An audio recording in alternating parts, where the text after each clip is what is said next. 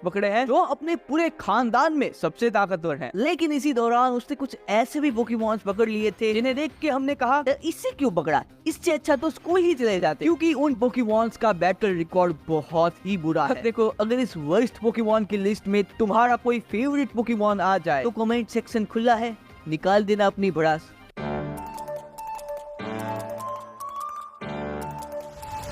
इस लिस्ट में सबसे नीचे आता है टॉर्टेरा। देखो, मैं मानता हूँ कि टर्टविक काफी कमाल का पोकेमॉन था, वो लिटरली बल्बासौर 2.0 था, क्योंकि जो पोकेमॉन रैम्पार्डोस को इस तरीके से घुमा के फेंक दे उसकी काबिलियत पे शक करना बेवकूफी होगी। लेकिन फिर आता है एक मनहूस दिन जब उसका सामना होता है पॉल के हॉन्चक्रो से। इस लड़ाई के दौरान वो विकसित हुआ। मुझे तो लग रहा था कि अब ये इस कौवे के पर काट देगा। विकसित होने की वजह से उसके पैर भारी हो गए थे। I mean, उसका वजन 10 गुना बढ़ गया था। जो पोकेमॉन अपनी स्पीड के लिए जाना चाहता था, अब उसके लिए चलना भी मुश्किल हो गया और बस यहीं से इसका डाउनफॉल शुरू हो गया। ग्रोटल ने मेहनत तो बहुत की, अपनी पूरी बैटल स्ट्रेटेजी को ही उसने चेंज कर दिया था, लेकिन इसके बावजूद भी उसके हारने का सिलसिला जारी रहा। इवन टॉर्टेरा में विकसित होने के बाद भी मुझे पता है कि उसके हारने के पीछे एक और वजह है, वो ये कि उसका सामना काफी ताकतवर पोकेमॉन से हो रहा था। इसी वजह से मैंने इसे इस लिस्ट में रखा तो है, लेकिन सबसे आखिर में।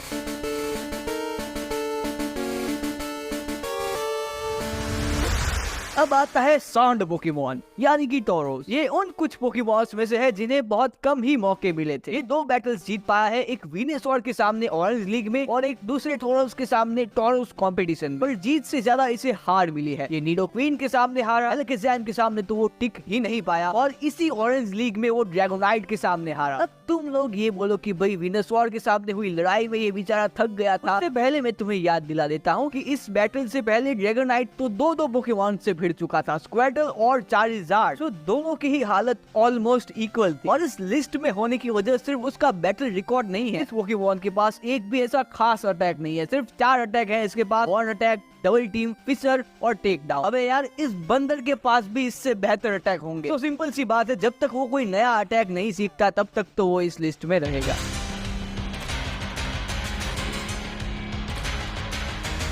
जब मैंने पहली बार एक ग्लाइगार को देखा तब मुझे वो बहुत पसंद आया। मैं चाहता था कि ऐश भी एक ग्लाइगार को पकड़े और इसके इवोल्यूशन यानी कि ग्लाइस्कोर को देख के तो मेरी ये इच्छा और भी बढ़ गई। फाइनली सिनो में जाके वो एक ग्लाइगार को पकड़ता है और सच बता रहा हूँ, मैंने आज तक इससे घटिया ग्लाइगार नहीं देखा। क्योंकि अगर कोई पोकेमॉन कमजोर है तो इतनी कोई प्रॉब्लम की बात नहीं, तुम उसे ट्रेन करके उसे ताकतवर बना सकते हो। पर जब कोई पोकेमॉन लड़ने से ही डरता है तो उसका तुम क्या करोगे? लड़ना तो दूर की बात है, इसे तो ठीक से उड़ना भी नहीं आता था। इसके लिए भी उसे विकसित होना पड़ा। अपनी पूरी जर्नी में इसने 9 बैटल्स किए हैं, जिनमें से सिर्फ 2 मैचेस ये जीत पाया है। ये स्नूवर के सामने हारा, पॉल के ग्लाइस्कोर, टॉर्टेरा और इलेक्ट्रोवायर के सामने हारा और एक सिजोर के सामने तो ये 2 बार हार गया। अरे कोई इसे हेराक्रोस के पास ले जाओ यार, वो ट्रेन करेगा इसे। अब शायद आप लोग ये सोचोगे कि अगर इसका बैटल रिकॉर्ड इतना ही बुरा है तो फिर मैंने इसे 8वें नंबर पे क्यों रखा है? जैसा कि मैंने कहा था, इस पोकेमॉन ने 2 बैटल्स जीते और वो दोनों ही ऐश के लिए बहुत ही ज्यादा जरूरी थे। सिनो लीग में इसने पॉल के ड्रेपियन को हराया जो किसी राक्षस से कम नहीं था। ये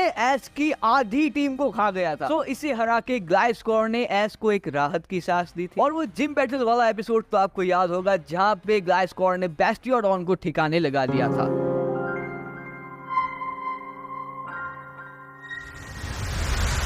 मुझे आज तक ये बात समझ में नहीं आई कि आखिर राइटर्स ने पाल्पेटोर को ऐश की टीम में क्यों ऐड किया था। ऐश के पास ऑलरेडी एक वाटर टाइप पोकेमॉन था जो कि है ऑसोवर्ट और आगे जाके वो एक क्रोकोरॉक को पकड़ता है जो कि एक ग्राउंड टाइप पोकेमॉन है। सो ना ही पाल्पेटोर की इस टीम में कोई जरूरत थी और ना ही उसकी जगह थी। इसका बैटल रिकॉर्ड भी इतना कोई खास है नहीं। इसने एक दारूमाखा को हराया था, बरगंडी के स्टाउटलैंड को हराया और जिम में एक ज़ेबस्ट्राइकर को उसने हराया था। इसके अलावा पाल्पेटोर ने 3 और बैटल्स किए हैं जिनमें वो गार्बोडर के सामने हारा, इमोल्गा के सामने हारा, जी हाँ, एक इलेक्ट्रिक टाइप के सामने ग्राउंड टाइप हार गया और स्टीफन के ज़ेबस्ट्राइकर, मेरा नाम है स्टीफन। ओह हाँ सॉरी। सो इसके ज़ेबस्ट्राइकर के सामने जो बैटल हुआ उसमें टाई हो गई, यानी कि फिर से वो एक इलेक्ट्रिक टाइप पोकेमॉन को नहीं हरा पाया। तो जैसे राइटर्स ने अननेसेसरीली पाल्पेटोर को ऐश की टीम में डाला था, वैसे ही मुझे उसे इस लिस्ट में डालना पड़ा।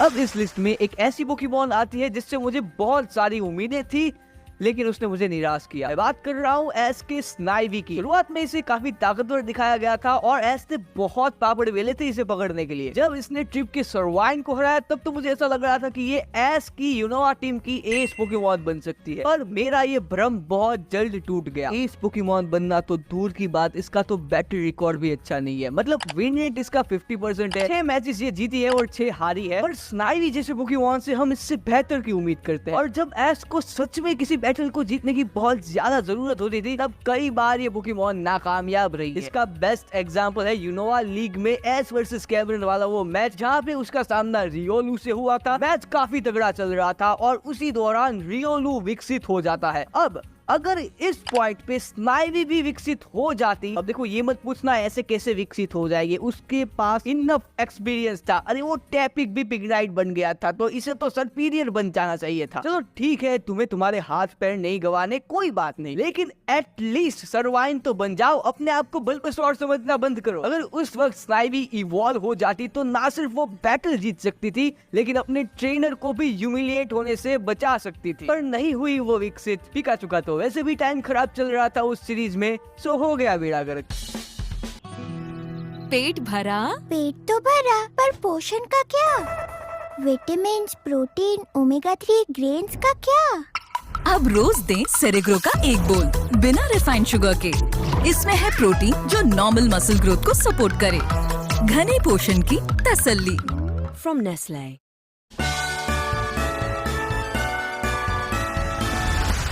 अब जो पोकेमॉन इस लिस्ट में आ रहा है वो मेरा one of the favourite Pokemon है एज के सभी पोकेमॉन्स में से, और वो है टोटोडाइल। अब तुम लोग कमेंट सेक्शन में जाके कुछ काफी प्यारे कमेंट्स लिखने लगो, जैसे कि आरजी तू एक नंबर का बेवकूफ है, टोटोडाइल एस का one of the best Pokemon था। मैं तेरे चैनल को सब्सक्राइब करके अनसब्सक्राइब कर रहा हूँ ताकि तुझे बुरा लगे। हाँ ठीक है, कर लो सब्सक्राइब, लेकिन अनसब्सक्राइब करने से पहले एक बार मेरी बात सुन लो। जैसा कि मैंने कहा, टोटोडाइल मुझे भी बहुत पसंद। आखिर कोई इसे हिट कैसे कर सकता है, इसका नेचर ही ऐसा है। और अभी हम बैटल्स के पॉइंट ऑफ व्यू से बात कर रहे हैं, और टोटोडाइल का बैटल रिकॉर्ड बहुत ही बुरा है। इसने कुछ अच्छे बैटल जीते हैं, जैसे कि इसने किंगरा को हराया, सेल्डर, और स्नीजल को इसने हराया, लेकिन दूसरी तरफ Rhydon, Mystica, पॉलीवॉल, Ninetales, lantern, Sneasel, इलेक्टावर्स, hypno, इन सब के सामने ये हारा है, और मिल्क टैंक के सामने तो ये 2 बार हार गया। अब आप लोग ही बताओ मैं इसे कैसे डिफेंड करूं। इसके बावजूद भी टोटोडाइल हमेशा मेरे फेवरेट पोकेमॉन्स के लिस्ट में रहेगा।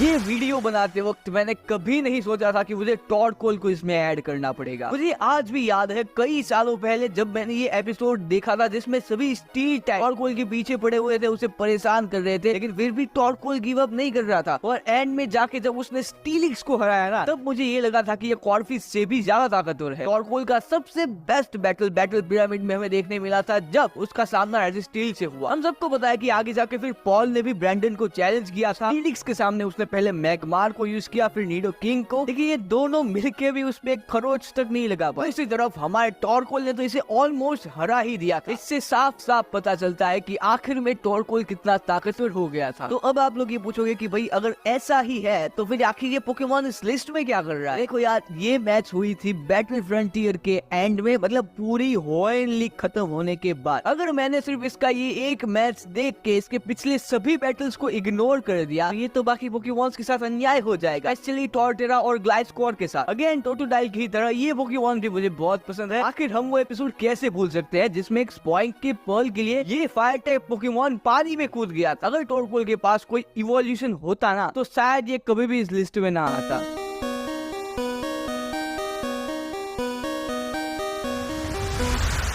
Piplup a day keeps Oshawott away. Oshawott एक ऐसा वाटर टाइप पोकेमॉन जो पानी में अपनी आंखें नहीं खोल सकता। गजब बेइज्जती है। इसी वजह से ये टॉर्कोल के ऊपर है। वो बेचारा फायर टाइप होके भी पानी में कूद गया था, और वाटर टाइप होने के बावजूद भी इसकी ये हालत। हाँ, मुझे पता है कि आगे जाके धीरे धीरे उसका ये डर खत्म हो गया, लेकिन फिर भी वो कोई इतना ताकतवर पोकेमॉन नहीं बन गया था। इसका विन रेट कुछ 42% है। इसने 6 बैटल जीते हैं और 9 मैचेस ये हारा है, और वॉच हॉक के सामने हुए एक बैटल में टाई हो गई थी। तो इसे अपनी टीम में रख के एस को फायदे से ज्यादा नुकसान ही हुआ है, और स्नाइगी की तरह ये भी विकसित नहीं हुआ। बहुत बढ़िया ओशोवॉट, तुम्हारी इसी परफॉर्मेंस की वजह से तुम टॉप 3 में हो।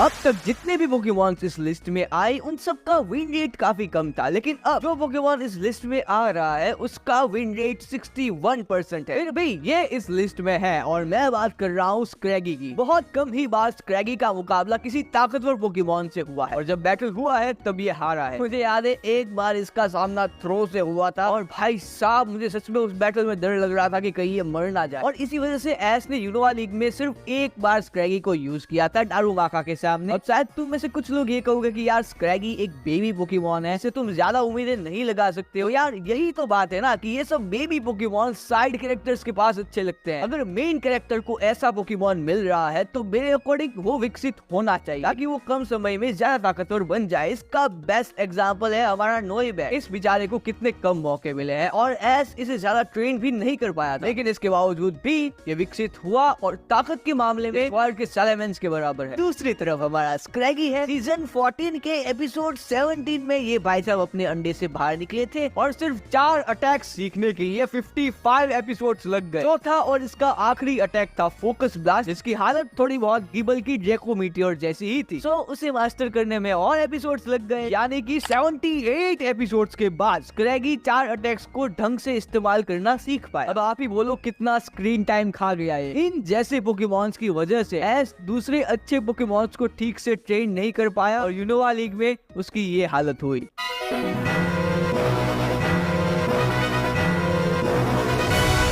ये टॉप 10 वर्स्ट पोकेमॉन की लिस्ट बनाते वक्त ना मुझे सिर्फ 9 पोकेमॉन्स को ही ढूंढना था, क्योंकि मुझे ऑलरेडी पता था कि नंबर 1 पे कौन आने वाला है। और अगर आपने मेरा ये वीडियो देखा है आपको ही पता होगा कि नंबर 1 पे कौन आएगा। अगर वीडियो ना देखा हो तो यहाँ आई टिप पे क्लिक करके देख लेना। सिर्फ एक ही ऐसा पोकेमॉन है जो इस पोजीशन को सच में डिजर्व करता है और वो है हमारा अनफेजेंट। यूनोवा में ये एस का पहला पोकेमॉन था और आप लोग जान के हैरान हो जाओगे कि अपनी पूरी जर्नी में ये अपने दम पे एक भी ट्रेनर बैटल नहीं जीत पाया है। इसने स्काइला के स्वूबैट को हराया क्रोकोरॉक की मदद से और स्वाना को हराया पिकाचू की मदद से, और एक टैग बैटल ये जीता था पैनसेज की मदद से। बाकी सभी मैचेस ये हारा है। और अभी तो मैंने इसकी सबसे बड़ी अचीवमेंट के बारे में बात ही नहीं की। यूनोवा लीग का ये मैच तो आप सबको याद ही होगा, यहाँ पे कैमरन गलती से 5 पोकेमॉन्स लेके आ गया था और ये देख के अनफेजेंट को दया आ गई, तो वो रियोलू के सामने हार गई। अगर इसकी जगह कोई और फुल्ली इवॉल्व्ड फ्लाइंग टाइप होता तो वो शर्म के मारे डूब मरता, लेकिन इन छोटी मोटी चीजों से अनफेजेंट को कोई फर्क नहीं पड़ता। क्या हो गया यार, रियोलू विकसित हो गया, लुकारियो ने स्नाइवी को हरा दिया, फिर पिकाचू को भी, और एज लीग से बाहर हो गया। बस इतनी सी ही तो बात है, तो इसमें अनफेजेंट को बुरा क्यों लगेगा। तो हमारे महान अनफेजेंट के